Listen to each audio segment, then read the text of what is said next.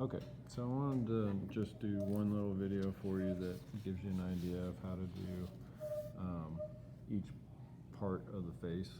And so I'm going to try and do it real quickly for you so that you don't get bored. But if you'll just pay attention, we'll get through it real fast. So on an eyeball, and I always start with the eyes because I always find them the most fascinating. And that's kind of the focal point of any portrait. And so I'll start with that because if I can't get that right, then I want to start over, okay? Now notice I made this little corner here, okay? Now a lot of people, they just draw, like a point and then like an almond or something like this, I guess, and then they put this little deal in here. But if you'll pay attention and look at the eyeball, you'll notice it's actually got like a little appendage of its own just for the tear duct, okay? So it's got a unique shape.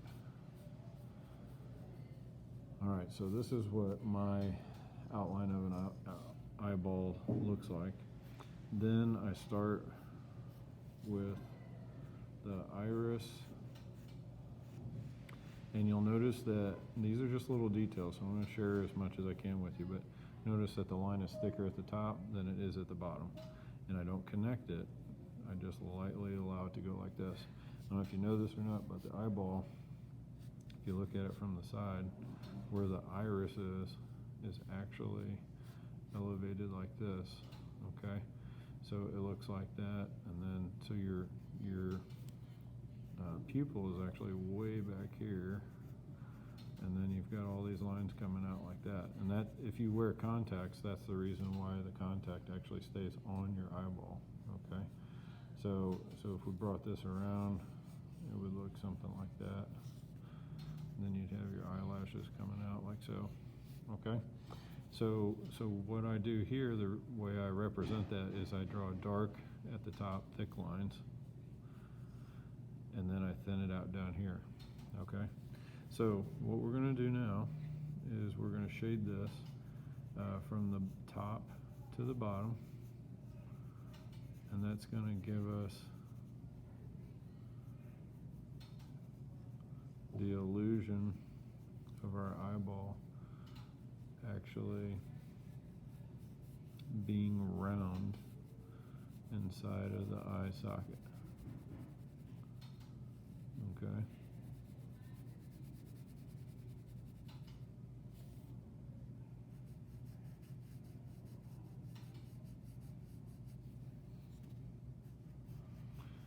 So we're going to shade that and bring it down. I like to use my finger, but others may care to do something else. Darken that up a little bit. Darken that corner up just a hair. I forgot my cereal bowl. Yes, you did. Thank you. No problem. Have a good weekend. You too. Okay, so now you'll see in the iris here, okay? So your pupil, the size of the pupil is determined by the amount of light that this person is taking in, okay? So keep that in mind. So I'm just gonna make mine kind of medium sized. Okay, and of course this should be really dark, and I'm using an ebony pencil, so that'll make it really easy. Now you can leave a white area, kind of a highlight. So what's interesting about the eyeball is this black part here. This is actually what captures the images that are in front of us. So the darker the room, the more open it is so as to take in more light. So there's almost always something being reflected in it. So we've got what most people would call a decent eyeball at this point.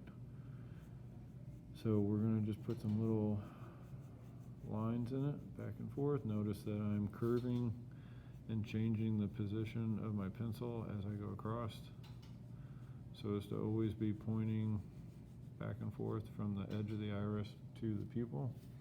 And so generally speaking, that looks pretty good.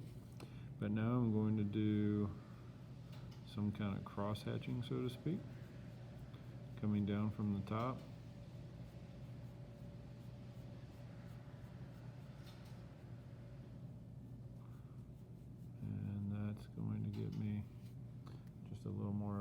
solid shape there. Gonna continue on the side here. Okay, now we're going to get our pencil really sharp for this next part.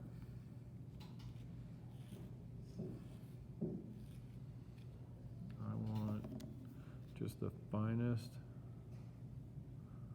lines I can make. Some of them are going to go all the way across, others not as much.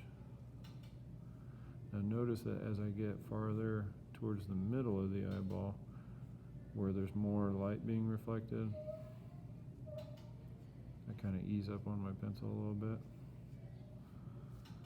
Okay, I'm going to keep going all the way around.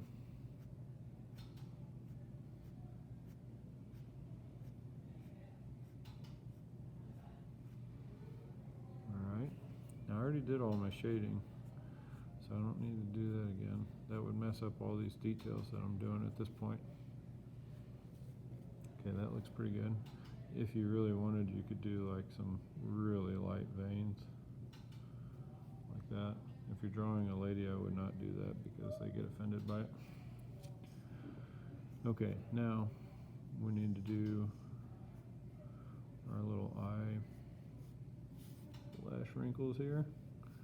Now, this, of course, is very different from one person to the other. So you gotta see what's going on with the person you're drawing. I'm just gonna fade that out right there. Very vague. Okay, now on the top, this changes a great deal from one person to the other as well. Now, but what I've noticed is most of the time you really can't see the top of this one, especially if the person's like really angry or something.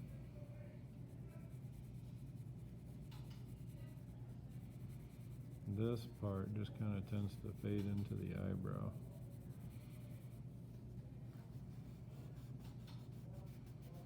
Okay. We're going to bring this line, just a little bit of it over here. Byington said to come in here and help for tissues. There you go. Yep.